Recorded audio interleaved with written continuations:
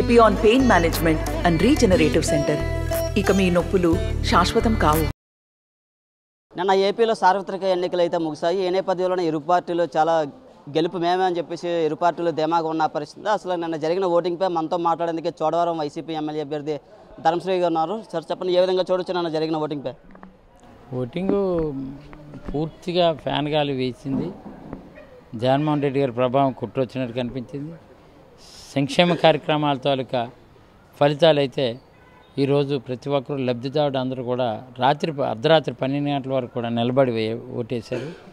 గతానికి ఇప్పటికీ పోల్చుకుంటే ఏంటంటే, గతంలో మేము ఎవరైతే ఓట్లు ఉండిపోయి ఇంకా ఓటే సద్వినియోగం చేసుకోలేనటువంటి వాళ్ళు బిఫోర్ 6 విత్ కాంపౌండ్ వాళ్ళకి రండి అని మేము వెళ్ళి చెప్పుకుండేవాళ్ళం. ఇప్పుడు ఆ పరిస్థితి లేదు.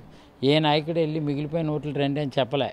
వాళ్ళు అంతలో వాళ్ళే స్వచ్ఛందంగా 4 గంటలకే లైన్లో నిలబడిపోయి ఉండడం వల్ల రాత్రి 12 వరకు సాగింది. ఒక్కో దగ్గర కొంచెం ఈవీఎంలు 1-2 మరదేసే కానీ అల్టిమేట్గా ఎక్కువ ఓటింగ్ పర్సెంటేజ్ పెరిగింది. కాబట్టి పర్సెంటేజ్ పెరిగినటువంటి ఓట్ల శాతం ఏదైతే ఉందో అది లబ్ధిదారులు ఎక్కువ లబ్ధి పొందినటువంటి వాళ్ళే ఎక్కువ మహిళలు, అందులో ప్రధానంగా మహిళలు. మగవాళ్ళకి జెంట్స్ కన్నా మేల్ కన్నా ఫిమేల్ పర్సెంటేజ్ ఇంకా అధికంగా ఉంది. కాబట్టి మహిళలు ఎప్పుడు మాతోటే ఉన్నారు.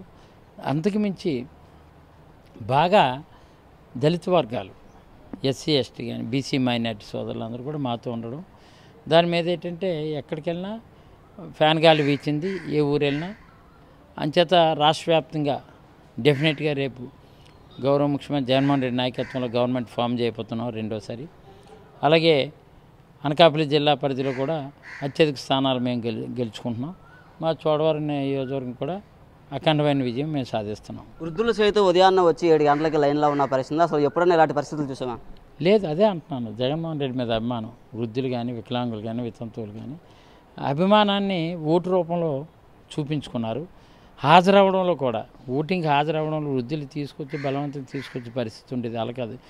బిఫోర్ 12 నిన్న జరిగినటువంటి ఓటింగ్ పర్సెంటేజ్ చూస్తే నిజంగా బిట్వీన్ 12 to 3 ఓటింగ్ పర్సెంటేజ్ పడినటువంటి ఓట్లు ప్రతిపక్షానికి సంబంధించినటువంటి ఓట్లు ఎక్కువ శాతం పోలేయి.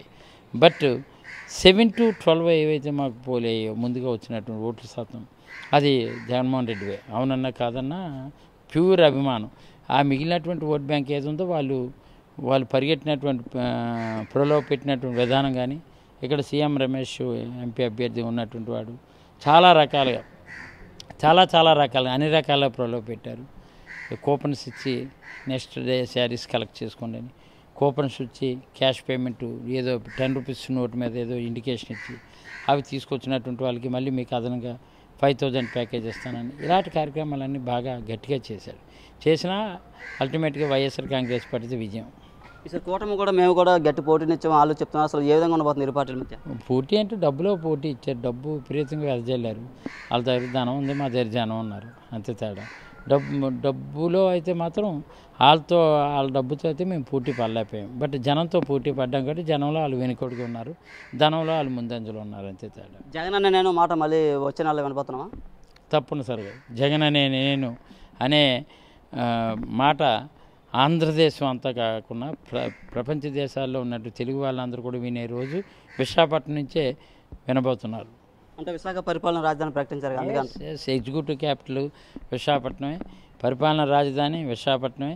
ఈ ఆంధ్రప్రదేశ్కి కొత్త రాజధాని విశాఖపట్నమే. ఉత్తరాంధ్రకి ఈ రోజు నుంచి సువర్ణాధ్యాయం ప్రారంభమైనట్టు లెక్క. సువర్ణయుగం ఎక్కడి నుంచే మళ్ళీ నూతన ఒరవడితో పరిపాలన ఎక్కడి నుంచే కొనసాగుతుంది.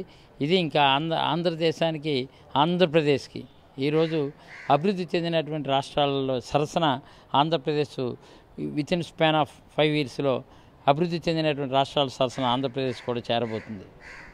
ఇది కరణం ధర్మశ్రీ గారు చెప్తున్నారు. రిజల్ట్లో అయితే మా పార్టీ అధికారులకు వస్తుంది. అలాగే జగన్మోహన్ రెడ్డి విశాఖ నుంచే పరిపాలన చేస్తాడంటూ ఆయన ధీమా వ్యక్తం చేస్తున్న పరిస్థితి ఉంది. నాయుడు RTV చోడవరం నుంచే. మరిన్ని వీడియోస్ కోసం ఛానల్ ని సబ్స్క్రైబ్ చేయండి. లేటెస్ట్ అప్డేట్స్ కోసం వాట్సాప్ ఛానల్ ని ఫాలో చేయండి. అండ్ లింక్ డిస్క్రిప్షన్ లో ఉంది.